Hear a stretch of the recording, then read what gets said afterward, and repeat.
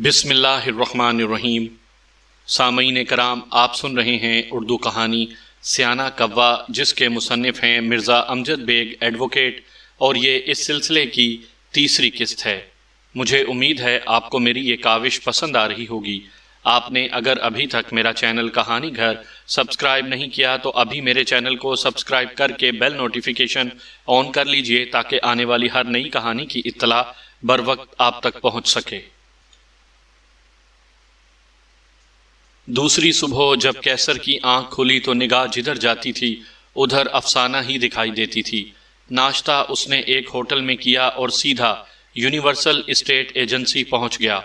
शमशू भाई को उसने 80,000 रुपये इब्तदाई अदायगी करने के बाद मजबूत लहजे में कहा, शमशू भाई, आपने मेरे बारे में जो कुछ सोचा है मैं उससे पूरी तरह इत्तफाक करता हूँ, इसलिए ये 80,000 तो आप कबूल करें। शमशू ने सरसरी से लहजे में कहा, अरे इतनी भी क्या जल्दी थी, नेक काम में ताख़ीर मुनासिब नहीं होती। कैसर ने मुस्कुराते हुए कहा, हाँ ये तो तुम ठीक कह रहे हो। शमशू असबात में सर हिलाते हुए बोला, फिर अपनी मेज़ की दराज की जानिब हाथ बढ़ाते हुए बोला, ठहरो, मैं तुम्हें इस रकम की रसीद दे दूं। कैसर जल्दी से बोला, रसीद की क्या ज़रूरत है शमशू भाई, हमारा रिश्ता ऐसा है कि मेरा मतलब है हमारे दरमियान जो रिश्ता कायम होने जा रहा है उसकी मौजूदगी में रसीद से ज़्यादा अहम एतबार है, और मैं आप पर मुकम्मल भरोसा रखता हूँ शमशू भाई। मैं तुम्हारे इन जज्बात और खलूस नीयत की कदर करता हूँ कैसर मियाँ। शमशू ने संजीदगी से कहा, मगर मेरी एक बात जहन में बिठा लो, कारोबार अपनी जगह और रिश्तेदारी अपनी जगह, क्या समझे। फिर कैसर के कुछ बोलने से पहले ही वो खुद बोल उठा, रसीद तो मैं तुम्हें ज़रूर दूंगा। जब कैसर 80,000 की रकम की वसूली की रसीद अपनी जेब में रख चुका तो शमशू ने कहा, अभी तो तुम प्रेस जा रहे हो, वापसी में यहाँ का चक्कर लगाते जाना, मैं तुम्हें आज ही वो फ्लैट दिखा दूंगा। उस रोज़ कैसर 1 घंटा पहले ही प्रेस से छुट्टी लेकर शमशू के पास पहुँच गया। चंद लम्हे बाद शमशू उसे ब्रंस रोड पर वाक़या एक पुरानी बिल्डिंग में फ्लैट दिखाने ले गया। फ्लैट के मुकम्मल मुआयने के बाद कैसर ने कहा, यह फौरी तौर पर रिहाइश के काबिल तो नहीं है। हाँ ये बात तो है, शमशू ने उसके ख्याल की तायद की, थोड़ा मरम्मत का काम है, फिर चंद माह से खाली भी पड़ा है, इसलिए ज़्यादा ही उजड़ा हुआ नज़र आ रहा है। सफाई सुथराई और रंगो रोगन होगा तो एकदम निखर जाएगा। अब ये तुम्हारी मर्जी पर मुनहसिर है, यहाँ का काम तो तुम खुद करवा लो या मेरे ज़रिए होने दो। कैसर ने सूरत हाल का जायज़ा लेते हुए कहा, शमशू भाई, मुझे तो इन कामों का कोई तजर्बा नहीं है, आप ही मेहरबानी करके तमाम काम मुकम्मल करवा दें। मियाँ, इसमें मेहरबानी की क्या बात है, शमशू ने मजाक के रंग में संजीदा बात कह डाली, पैसे तो तुम्हारे ही खर्च होंगे। हाँ हाँ, कैसर ने गर्दन को असबाती झटका दिया, सारा खर्चा मैं ही उठाऊंगा, आपका यही एहसान काफ़ी है कि आप अपनी निगरानी में ये काम करवा दें। शमशू ने अफसाना का जादू चलाकर कैसर के सोचने समझने की सलाहियत को मफलूज कर दिया था। अब उसका दिमाग पूरी तरह शमशू के कब्जे में था और दिल पर अफसाना की हुक्मरानी थी। शमशू ने मोटा मोटा हिसाब लगाने के बाद कहा, कैसर, तुम मुझे 28,000 रुपये फ़िलहाल दे दो, कमती बढ़ती का हिसाब बाद में हो जाएगा। फिर एक कागज़ कैसर की जानिब बढ़ा दिया, मैं इस रकम में ये काम करवा दूंगा। कैसर ने कागजात के मदरजात का जायज़ा लिया, उसमें टेलीफोन की तनसीब, वॉल टू वॉल कारपेट, ठंडे गर्म पानी की लाइनें, मुकम्मल रंगो रोगन और मुरम्मत किचन की सेटिंग और तमाम ज़रूरी बर्तन वगैरह शामिल थे। कैसर ने मुतमईन अंदाज में गर्दन हिलाते हुए कहा, मैं ये रकम कल सुबह आपको दे दूंगा शमशू भाई, अगर कोई दुश्वारी हो तो अभी रहने दो। शमशू ने आम से लहजे में कहा, बाद में दे देना, अपने घर की बात है। कैसर जल्दी से बोला, नहीं शमशू भाई, ऐसी कोई बात नहीं, मैं बाआसानी इतनी रकम अदा कर सकता हूँ, आप कल ही से फ्लैट पर काम शुरू करवा दें, जितनी जल्दी ये फ्लैट तैयार हो जाए उतना ही अच्छा है। ये बिल्कुल ठीक कहा तुमने, शमशू ने कहा, उस फ्लैट की तैयारी के बाद ही अफसाना दुल्हन बनकर यहाँ आएगी। दुल्हन के जिक्र पर कैसर का चेहरा गुलगूं हो गया और वो निगाह चुराकर दाएं बाएं देखने लगा। उस मौके पर शमशू के दिल ने एक नारा फातिहाना बुलंद किया, बकरा छुरी के नीचे आ चुका है, बस अल्लाह अकबर कहने की देर है, फिर ये खुद ब खुद ही इन्ना लिल्लाह हो जाएगा। الغرض دوسرے روز حسب وعدہ کیسر نے 28,000 روپے نقد شمشو کے حوالے کیے، جس کے جواب میں شمشو نے پہلے سے تیار کردہ ایک اسٹامپ پیپر کیسر کے حوالے کر دیا۔ اس اسٹامپ پیپر پر کیڑا مکوڑا اردو تحریر میں چند سطریں گھسیٹی گئی تھیں۔ یہ تحریر شمشو ہی کی تھی، جس میں بتایا گیا تھا کہ 15 مارچ کو تیار فلیٹ کیسر کے حوالے کر دیا جائے گا۔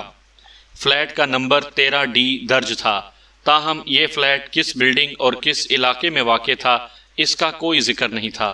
اس اسٹامپ پیپر کے مضمون کا عنوان تھا قبضہ لیٹر۔ سب سے آخر میں شمشو نے اپنے دستخط کیے تھے، جن میں صرف انگریزی حرف ایس پڑھا جا رہا تھا۔ اس کے بعد سپرنگ نما ایک لائن کھینچی ہوئی تھی۔ کیسر کے بقول یہ شمشو بھائی کے دستخط تھے۔ اس عجیب و غریب قبضہ لیٹر پر نہ تو کسی گواہ کے دستخط تھے اور نہ ہی نوٹری پبلک کی مہر وغیرہ۔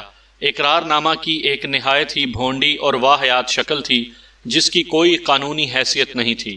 کیسر کا دل بھنگڑا ڈال رہا تھا اور وہ بےتابی سے 15 مارچ کا انتظار کر رہا تھا۔ اس دوران میں گاہے بگاہے وہ یونیورسل اسٹیٹ ایجنسی کے پھیرے بھی لگا رہا تھا، جہاں اس کی جانے جانا مس افسانہ حقیقت سے بہت دور اپنی اداؤں اور کھوکھلی مہربانیوں سے اس کے دل کی دنیا تہو بالا کرنے کے لیے موجود ہوتی تھی۔ پریس میں کام کرنے والے ورکرز نے ان دنوں کیسر میں کچھ نمایاں تبدیلیاں بھی محسوس کی تھیں۔ مثلاً وہ باقاعدگی سے شیو بنانے لگا تھا، مونچھوں اور بالوں پر سے خضاب کے اثرات کو زائل نہیں ہونے دیتا تھا۔ علاوہ ازیں اس نے اپنا ہیئر سٹائل بھی نوجوانوں جیسا بنا لیا تھا۔ پرانی کم قیمت رسٹ واچ کی جگہ چمچماتی نئی گھڑی اس کی کلائی پر نظر آنے لگی تھی۔ اس کے ساتھی پیٹھ پیچھے اس کے بارے میں چہ میں گوئیاں کرتے رہتے تھے، تاہم وہ منہ سامنے بات کرتے ہوئے محتاط رہتے تھے، مبادا کیسر ان کی کسی حرکت سے بھڑک کر ناراض نہ ہو جائے۔ 15 مارچ کی صبح یونیورسل اسٹیٹ ایجنسی پر جو واقعات پیش آئے وہ کیسر کی توقع کے برخلاف تھے۔ وہ فلیٹ کا قبضہ حاصل کرنے جب شمشو بھائی کے پاس پہنچا تو اس نے ایک اور نئی کہانی اس کے سامنے رکھ دی۔ کیسر میاں، شمشو نے اپنائیت آمیز مشفقانہ لہجے میں کہا، فی الحال میں تمہیں فلیٹ کا قبضہ نہیں دے سکوں گا، امید ہے تم مجھے اپنا سمجھ کر کچھ خیال نہیں کرو گے۔ خیر شمشو بھائی، آپ تو میرے بڑے بھائی کی طرح ہیں، میں آپ کی کسی بات کا برا کیسے منا سکتا ہوں؟ کیسر نے فرما برداری سے کہا، مگر یہ بھی تو معلوم ہو کہ آخر قبضے کی راہ میں رکاوٹ کیا ہے؟ رکاوٹ بہت معمولی سی ہے، شمشو نے سنجیدہ لہجے میں بتایا، دراصل میں ابھی تک فلیٹ میں کام شروع نہیں کروا سکا۔ کیسر سارے کام شمشو کے ذمے لگا کر خود اس جانب سے بے پرواہ ہو گیا تھا۔ اس نے اس دوران میں فلیٹ پر ایک چکر بھی نہیں لگایا تھا۔ نئی صورتحال کے پیش نظر اس نے شمشو سے پوچھا، کام شروع نہ ہونے کی کوئی خاص وجہ ہے؟ ہاں وجہ تو خاص ہی ہے کیسر میاں، شمشو نے کہا، دراصل میرے کچھ رشتہ دار ٹنڈو آدم سے آئے ہوئے ہیں، یہاں کراچی میں ایک شخص کا آپریشن ہونا تھا۔ وہ رشتہ دار خاصے دور کے ہیں، میں انہیں اپنے گھر میں نہیں ٹھہرا سکتا تھا اور انہیں لگ بھگ 1 ماہ کراچی میں قیام بھی کرنا تھا، اس لیے میں نے انہیں تمہارے فلیٹ نمبر 13D میں ٹھہرا دیا۔ وہ 1 اپریل کو فلیٹ خالی کر دیں گے۔ اللہ کا لاکھ لاکھ شکر ہے مریض کا آپریشن کامیاب رہا، بس چند روز مزید قیام کے بعد وہ واپس ٹنڈو آدم چلے جائیں گے۔ شمشو نے چند لمحے کا توقف کیا، پھر قدر معذرت خواہانہ آمیز لہجے میں بولا، یار کیسر معاف کرنا، میں تمہیں ان حالات سے آگاہ نہ کر سکا، بس کیا کروں، پچھلے دنوں میں خاصا مصروف رہا ہوں۔ سوری کیسر میاں، میں نے اپنی کوتاہی سے اخلاقی جرم کیا ہے۔ کیسر شمشو کے مصنوعی جذباتی لہجے سے پسیج گیا، جلدی سے بولا، شمشو بھائی، آپ مجھ سے سوری کہہ کر مجھے شرمندہ کر رہے ہیں، میں نے اس بات کو ذرا بھی محسوس نہیں کیا، آپ خواہ اپنے دل پر کوئی دباؤ نہ ڈالیں، 15 مارچ نہ سہی 1 اپریل سہی، میں چند روز مزید انتظار کر لوں گا۔ افسانہ کے ہوش ربا حسن اور قیامت خیز ناز و انداز نے کیسر کو سوچنے سمجھنے کی صلاحیت سے بالکل پیدل کر دیا تھا، ورنہ اس صورتحال میں اس کے ذہن میں سب سے پہلا خیال یہی آنا چاہیے تھا کہ جب شمشو بھائی کے پاس اسی بلڈنگ میں اور بھی کئی فلیٹ خالی موجود ہیں تو پھر ٹنڈو آدم کے مصیبت زدگان کو 13D ہی میں کیوں ٹھہرایا گیا؟ محبت اور عشق سب سے پہلے انسان کی عقل کو متاثر کرتے ہیں، شاید اسی لیے کہا جاتا ہے کہتے ہیں جس کو عشق خلل ہے دماغ کا، کیسر افسانہ کی افسانوی محبت میں گردن گردن دھنس چکا تھا، اس لیے اس کے دماغ میں شمشو کی بدنیتی کا خیال آ ہی نہیں سکتا تھا۔ شمشو بھائی نے کیسر کے جواب میں کہا، یار 1 اپریل کو تو وہ لوگ فلیٹ خالی کریں گے، بس تم مجھے 3-4 دن اور دے دو، میں زیادہ مزدور لگا کر دن رات کام کرواؤں گا اور تمہیں ٹھیک 5 اپریل کو تیار فلیٹ کی چابی دے دی جائے گی۔ کیسر نے شمشو کی ٹیبل پر رکھے کیلنڈر پر نگاہ ڈالی اور چونکے ہوئے لہجے میں کہا، شمشو بھائی 5 اپریل کو تو اتوار پڑ رہا ہے، یہ تو چھٹی کا دن ہوگا۔ چھٹی کا دن ہوگا تو کیا ہوا؟ شمشو نے مضبوط لہجے میں کہا، شاید تمہیں معلوم نہیں کہ میں اتوار کے روز بھی ایجنسی کھولتا ہوں، بس میں 2 عیدوں کی چھٹی کرتا ہوں، باقی سال کے 363 دن میں کام کرتا ہوں۔ ایک لمحے کو رک کر اس نے اضافہ کیا، ایجنسی کے کھلنے یا بند ہونے سے تمہیں کیا فرق پڑتا ہے کیسر میاں؟ تم تو کسی بھی وقت میرے گھر آ سکتے ہو، اب چند روز بعد تو تم میرے گھر کے داماد یعنی بہنوئی بننے ہی والے ہو۔ شمشو کے آخری تجربہ خیز جملے نے اکسیر کا کام کیا۔ کیسر شرمانے یا لجانے کے بجائے خوشی سے پھول گیا۔ اسی کیف و سرور کی کیفیت میں اس نے اس حقیقت کی جانب دھیان نہ دیا کہ شمشو کس خوبصورتی سے اسے بے وقوف پر بے وقوف بنائے جا رہا تھا۔ کیسر تصور میں افسانہ کا گھونگھٹ اٹھا رہا تھا جب شمشو کی پکار نے اسے چونکنے پر مجبور کر دیا۔ کیسر میاں، میں نے تمہیں ایک قبضہ لیٹر دیا تھا، وہ تم ساتھ لائے ہو؟ جی ہاں، وہ میری جیب میں ہے، کیسر نے جواب دیا۔ وہ میرے حوالے کر دو۔ شمشو نے کہا، میں آج تمہیں نیا لیٹر دوں گا۔ شمشو بھائی، ان تکلفات کی کیا ضرورت ہے؟ کیسر نے افسانہ کو دوبارہ اپنے تصور میں سجاتے ہوئے کہا، ہم ایک دوسرے کے لیے غیر تھوڑی ہیں۔ میں تمہاری بات سے اتفاق کرتا ہوں کیسر، سمجھانے والے انداز میں شمشو نے بات جاری رکھی، ہم ہرگز ایک دوسرے کے لیے غیر یا ناقابل اعتبار نہیں ہیں، مگر یہ رسمی کاروائی بھی ضروری ہے۔ مجھے دفتری فائلوں کا پیٹ بھی بھرنا ہوتا ہے، ریکارڈ کی درستی کے لیے یہ اہم ہے۔ ویسے بھی لکھت پڑھت کوئی بری بات تو نہیں، اس سے کسی قسم کی غلط فہمی پیدا ہونے کا امکان باقی نہیں رہتا۔ شمشو کی باتوں نے کیسر کو اس کا مزید گرویدہ بنا دیا۔ اس کی نظر میں شمشو کی دیانتداری اور خلوص نیت کا گراف آسمان تک جا پہنچا اور بے چون و چرا اس نے قبضہ لیٹر شمشو کے حوالے کر دیا۔ شمشو نے مذکورہ لیٹر کو اپنی دراز میں رکھا اور وہیں سے ایک اور تیار شدہ اسٹامپ پیپر نکال کر کیسر کی جانب بڑھا دیا۔ اس اسٹامپ پیپر کا عنوان تھا کنفرم قبضہ لیٹر۔ گویا قبل ازیں جو لیٹر کیسر کو دیا گیا تھا وہ جھانسا قبضہ لیٹر تھا۔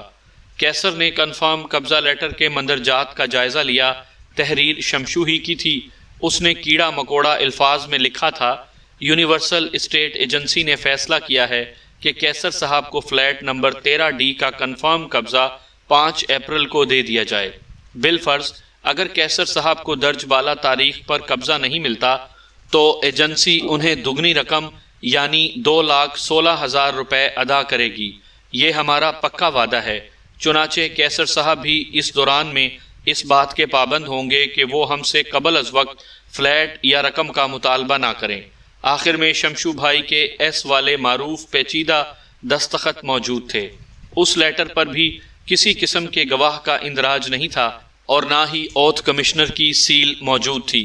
گویا یہ ڈبل جھانسا قبضہ لیٹر تھا جس کی کوئی قانونی حیثیت نہیں تھی۔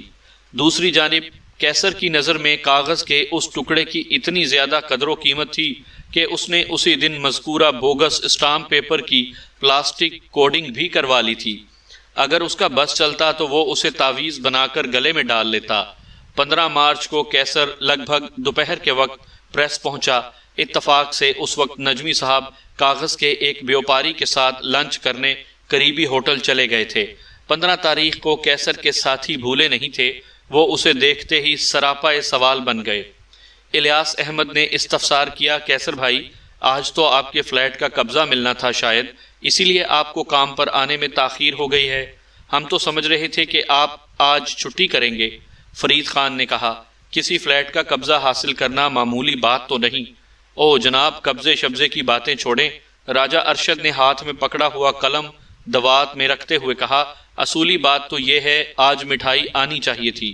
الیاس احمد نے راجہ ارشد کو سرزنش کی اور کہا، پہلے کیسر صاحب کا موقف تو سن لیں، مٹھائی کی بات بعد میں ہوگی۔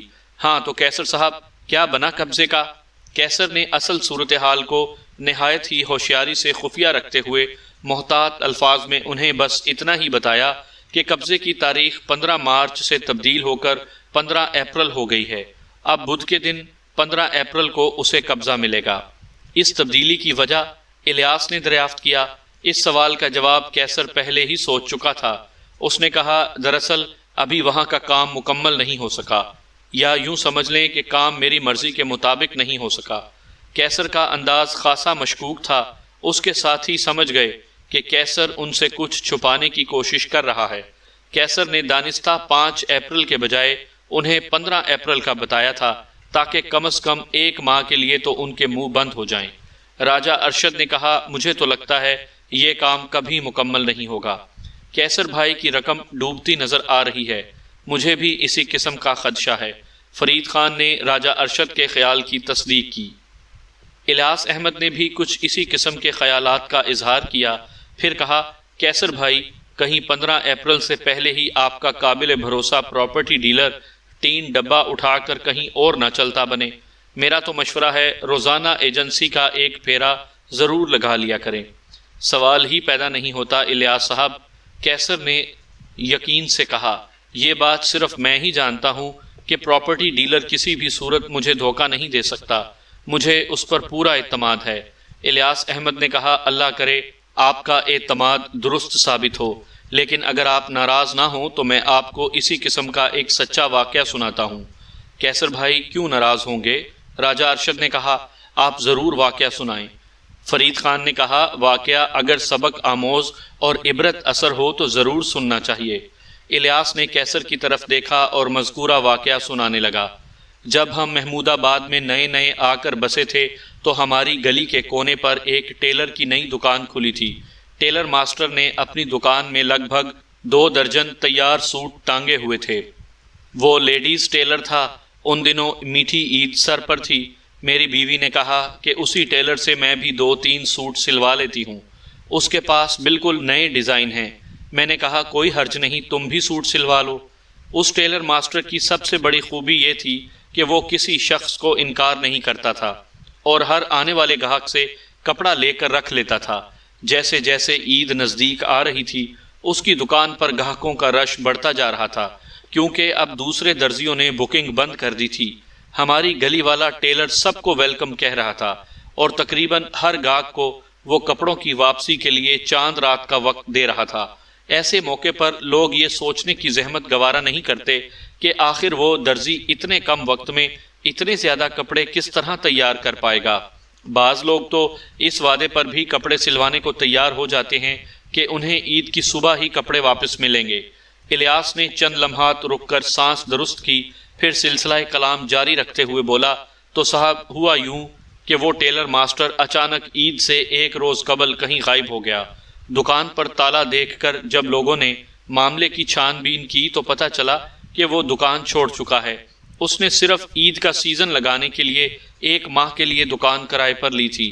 لوگ جسے انتہائی ایماندار اور محنتی ٹیلر ماسٹر سمجھ رہے تھے، وہ ان کے کپڑے لے کر رفو چکر ہو گیا تھا۔ ایک محتاط اندازے کے مطابق وہ تقریباً 70-80 سوٹ کا کپڑا لے کر فرار ہو گیا تھا۔ یقیناً اس مارکے کے بعد اس نے کسی دوسری جگہ جا کر لیڈیز کلاتھ سٹور کھول لیا ہوگا۔ الیاس نے معنی خیز نظروں سے کیسر کو دیکھا اور ٹھہرے ہوئے لہجے میں کہا، کیسر بھائی، کہیں ایسا نہ ہو کہ آپ کا پراپرٹی ڈیلر بھی… الیاس احمد نے دانستہ جملہ ادھورا چھوڑ دیا تھا۔ کیسر نے پرزور لہجے میں کہا، ایسا کبھی نہیں ہو سکتا جناب، میرا پراپرٹی ڈیلر بھروسے کا آدمی ہے۔ کیسر کے ساتھیوں نے تمام حجت کر کے دیکھ لیا تھا، لیکن اس کی سوئی ایک ہی مقام پر رک چکی تھی، یعنی اس کا پراپرٹی ڈیلر نہایت ہی ایماندار اور شریف انسان تھا۔ کیسر کے ساتھیوں نے خاموشی اختیار کرنے ہی میں عافیت سمجھی۔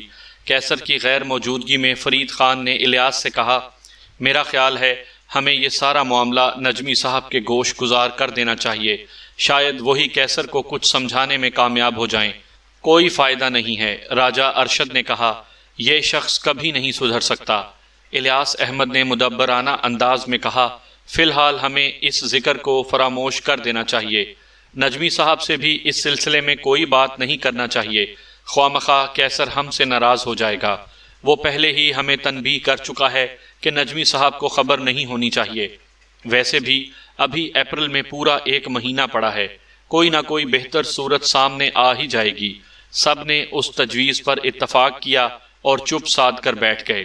کیسر نے بھی شکر کیا کہ اس کی جان چھوٹی، مگر اس کی جان چھوٹنے کے بجائے ایک وبال میں پھنس گئی تھی۔ شمشو نے 5 اپریل بروز اتوار فلیٹ کا قبضہ دینے کا عہد کیا تھا۔ اس نے اپنا عہد کچھ اس انداز میں پورا کیا کہ کیسر کو حوالہ پولیس کر دیا۔ شمشو کا موقف یہ تھا کہ کیسر نے فلیٹ خریدنے کے بہانے اس کی ایجنسی کے چکر کاٹنا شروع کر دیے تھے۔ در حقیقت وہ ایجنسی پر کام کرنے والی ایک حسین و جمیل لڑکی افسانہ کے چکر میں تھا۔ شمشو نے اس بات کی بھی تردید کی تھی کہ کیسر نے کسی بھی سلسلے میں کوئی رقم اسے ادا کی تھی۔ کیسر نے کنفرم قبضہ لیٹر اور 80,000 روپے والی رسید کا ذکر کیا تو شمشو نے انہیں جعلی اور بوگس قرار دیا۔ افسانہ نے بھی پولیس کے سامنے یہی بیان دیا کہ کیسر جب بھی ایجنسی آتا تھا تو بھوکی نظروں سے اسے دیکھتا رہتا تھا، اور یہ کہ وہ موقع دیکھ کر اسے بیہودہ اشارے بھی کرتا تھا۔ یہ تمام حالات کیسر کے خلاف جاتے تھے۔ اس پر طرح یہ کہ کیسر کی گرفتاری کے لیے شمشو نے پولیس کی مٹھی میں پورے 5,000 روپے بھی رکھ دیے تھے۔ گویا 1,08,000 روپے ہڑپ کرنے کے لیے صرف 5,000 کی بھیٹ چڑھائی گئی تھی۔ واضح رہے کہ ان میں سے بہت سی باتیں مجھے بعد میں معلوم ہوئی تھیں، مگر واقعات کے تسلسل کا خیال رکھتے ہوئے میں نے ترتیب وار بیان کر دیا ہے۔ یہ تھے وہ حالات جنہوں نے کیسر کو حوالات میں پہنچا دیا تھا۔ میں سونے کی تیاری کر رہا تھا کہ فواد نجمی کا فون آ گیا۔ پہلے تو انہوں نے تاخیر سے فون کرنے کے لیے معذرت طلب کی، پھر انکشاف انگیز لہجے میں بتایا، بیگ صاحب مجھے بہت سی باتیں معلوم ہوئی ہیں، کیا حوالات میں کیسر سے آپ کی ملاقات ہو گئی؟ میں نے اسبات میں جواب دیا اور پوچھا، نجمی صاحب آپ کو کون سی نئی باتیں معلوم ہوئی ہیں؟ مجھے تو حیرت ہے میں اب تک بے خبر کیوں تھا؟ وہ تشویشناک لہجے میں بولا، میرے پریس کے ملازمین تو کیسر کے بارے میں کوئی اور ہی کہانی سنا رہے ہیں۔ مجھے پتہ چلا ہے کہ کسی پراپرٹی ایجنٹ سے کیسر کا کوئی معاملہ چل رہا تھا، جس کے نتیجے ہی میں یہ سب کچھ ہوا ہے۔ میں نے کہا، آپ کو درست بتایا گیا ہے۔ کیسر مجھے تمام حالات تفصیلاً بتا چکا ہے۔ اس نے اپنے ساتھی ملازمین راجہ ارشد، الیاس احمد اور فرید خان کا بھی تذکرہ کیا ہے۔ میرے خیال میں کیسر کو بے وقوف بنایا گیا ہے۔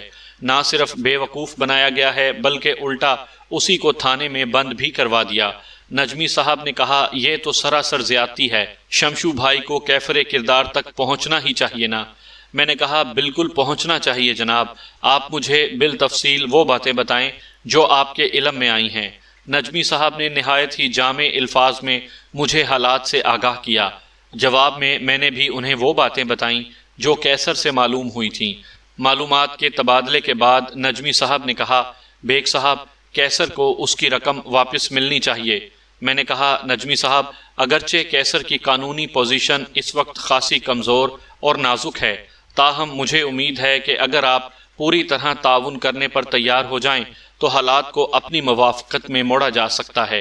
نجمی صاحب نے کہا، میں ہر قسم کے تعاون کے لیے تیار ہوں، بس تو پھر آپ کل شام اپنے ملازمین کو اپنے ساتھ لے کر میرے دفتر آ جائیں۔ میں نے کہا، میں ان سے ملاقات کے بعد ہی کوئی راہ متعین کروں گا۔ وہ بیچارے کیا کریں گے بیگ صاحب؟ وہ بہت کچھ کر سکتے ہیں۔ میں نے کہا، میں ان سے ایسے کام لوں گا جو کسی کی نظر میں نہیں آئیں گے، لیکن ان کاموں کے نتائج عدالت میں بہت مفید ثابت ہوں گے۔ عدالت میں؟ نجمی صاحب حیرت سے بولے، کیا اس کے لیے ہمیں عدالت کا دروازہ کھٹکھٹانا پڑے گا؟ ظاہر ہے، میں نے عام سے لہجے میں کہا، شمشو جیسے مکار اور عیار شخص کو گھیرنے کے لیے بڑے پاپڑ بیلنا پڑیں گے۔ ہم اس پر باقاعدہ فراڈ اور دھوکہ دہی کا مقدمہ کریں گے، لیکن کیسر تو ابھی تک تھانے میں بند ہے۔ میرا خیال ہے پولیس زیادہ دیر اسے اپنا مہمان بنا کر نہیں رکھے گی۔ میں نے کہا، میں نے ایس ایچ او پر صورتحال واضح کر دی تھی۔ نجمی صاحب نے کہا، ٹھیک ہے بیگ صاحب، میں کل شام آپ کے پاس آ رہا ہوں۔ 2-4 ضروری باتوں کے بعد میں نے سلسلہ منقطع کر دیا۔ آئندہ روز نجمی صاحب اپنے تمام ورکرز کے ساتھ میرے دفتر میں موجود تھے۔ تمام ورکرز سے میری مراد کیسر سمیت ہے۔ نجمی صاحب نے خوش ہوتے ہوئے کہا، بیگ صاحب آپ کا اندازہ بالکل درست نکلا، پولیس والوں نے آج دوپہر کو اسے چھوڑ دیا ہے۔ اپنی بات ختم کر کے انہوں نے کیسر کی جانب اشارہ کیا۔ میں نے کہا، نجمی صاحب شمشو ایک ہوشیار اور گرگ باراں دیدہ شکاری ہے، اس نے افسانہ کی مدد سے جس طرح کیسر کو ٹریپ کیا ہے وہ آپ کے سامنے ہے۔ ایسے گھاگ اور منجھے ہوئے کلاکار سے نمٹنے کے لیے بہت سوچ سمجھ کر قدم اٹھانا ہوگا۔ سوچنے سمجھنے اور قدم اٹھانے کا کام آپ کریں بیگ صاحب، کیونکہ قانونی نکات اور باریکیوں سے ہم سب ناواقف ہیں۔ البتہ میں ہر قسم کے مالی تعاون کے لیے تیار ہوں۔ آپ کی پوری فیس کے علاوہ جو بھی عدالتی اخراجات ہوں گے وہ میں ادا کروں گا۔ آپ بے فکر ہو کر سکون سے مقدمے کی تیاری کریں۔ کیسر نے کہا، نجمی صاحب اگر میری ڈوبی ہوئی رقم واپس مل جائے تو میں آپ کی خرچ ہونے والی تمام رقم آپ کو واپس کر دوں گا۔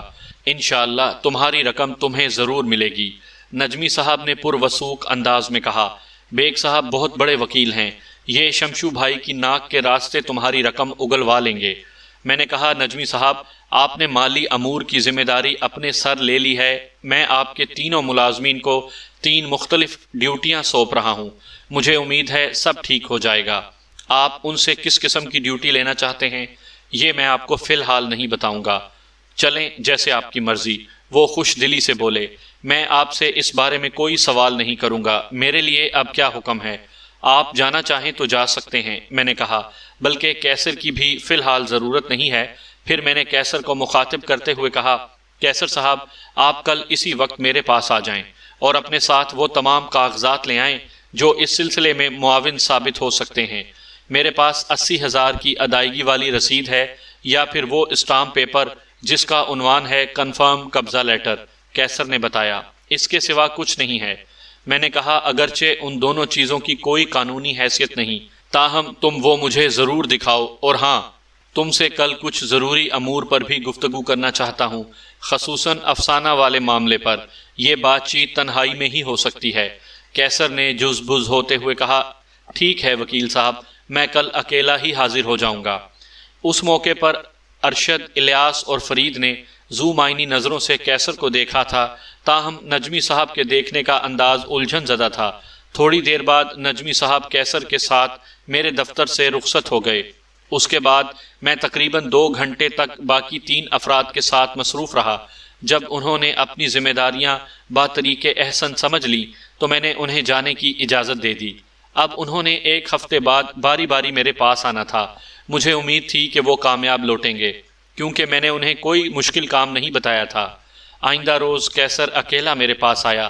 میں 1 گھنٹے تک اس سے مختلف سوالات کرتا رہا، وہ مجھے تسلی بخش جوابات دیتا رہا۔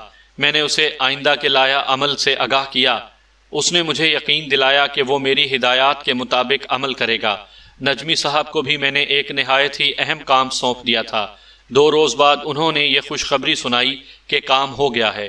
مقررہ مدت کے اندر اندر پریس کے دیگر ملازمین نے بھی اپنی اپنی ذمہ داریاں پوری کر دیں۔ میں نے ان سے پراپرٹی ایجنٹ شمس الدین عرف شمشو اور افسانہ کے بارے میں مختلف قسم کی معلومات اکٹھا کرنے کو کہا تھا۔ انہوں نے میری مرضی کے مطابق وہ کام کر دیا تھا، تاہم ان باتوں کا ذکر عدالتی کارروائی کے دوران میں مناسب موقع پر آئے گا۔ اب میری تیاری مکمل ہو چکی تھی۔ میں نے اگلے ہی روز بذریعہ رجسٹرڈ ڈاک ایک دھواں دھار نوٹس شمشو کی اسٹیٹ ایجنسی کے پتے پر روانہ کر دیا۔ مذکورہ نوٹس کا مضمون کچھ اس طرح تھا، میں یہاں نہایت سادہ الفاظ کا استعمال کر رہا ہوں۔ میرے موکل کیسر محمود نے مجھے بتایا ہے کہ تم نے مختلف حربوں اور ہیلوں سے اسے فلیٹ دلوانے کا جھانسا دے کر لگ بھگ 1,08,000 روپے ہتھیا لیے ہیں۔ نہ صرف یہ کہ تم نے ایک موٹی رقم ہڑپ کر لی ہے، بلکہ تم نے اس سادہ اور شریف آدمی کو پولیس کے حوالے بھی کر دیا، اس سے پہلے اسے زدوکوب بھی کیا۔ تمہارا یہ فعل سراسر غیر قانونی اور غیر اخلاقی ہے۔ میرے موکل نے مجھے کچھ ایسے ثبوت اور شواہد مہیا کیے ہیں جن کی بنا پر تمہارا جرم واضح ہو جاتا ہے۔ اگر تم عدالتی بکھیڑوں سے بچنا چاہتے ہو تو میرے موکل سے ہتھیائی ہوئی رقم عرصہ 10 یوم کے اندر اسے واپس کر دو، ورنہ تمہارے خلاف سخت قسم کی قانونی چارہ جوئی کی جائے گی۔ اس کے علاوہ بھی نوٹس میں چند تکنیکی نوعیت کی باتیں تھیں جن کا ذکر یہاں ضروری نہیں ہے۔ نوٹس کی ترسیل کے دوسرے روز شمشو بنفس نفیس میرے دفتر میں موجود تھا۔ وہ خاصا برہم دکھائی دیتا تھا۔ اس نے نوٹس والا لفافہ میری میز پر پٹخا اور اکھڑے ہوئے لہجے میں بولا، یہ کارنامہ آپ نے انجام دیا ہے؟ کون سا کارنامہ؟ میں نے بات سمجھنے کے باوجود لا تعلقی کا اظہار کیا۔ وہ غصے سے بولا، میں اس نوٹس کی بات کر رہا ہوں جو آپ کی جانب سے مجھے موصول ہوا ہے۔ آخر اس حرکت کا مقصد کیا ہے؟ ہر حرکت کا کوئی نہ کوئی مقصد ضرور ہوتا ہے، میں نے متحمل لہجے میں کہا۔ اگر آپ نے اس نوٹس کا مطالعہ کر لیا ہے تو مقصد آپ کی سمجھ میں آ گیا ہوگا۔ بائی دا وے، آپ کی تعریف، آخری جملہ میں نے اسے سلگانے کے لیے ادا کیا تھا۔ وہ جھنجھلاہٹ آمیز لہجے میں بولا، میرا نام شمس الدین ہے، سب مجھے شمشو بھائی کہتے ہیں، میں یونیورسل اسٹیٹ ایجنسی کا مالک ہوں۔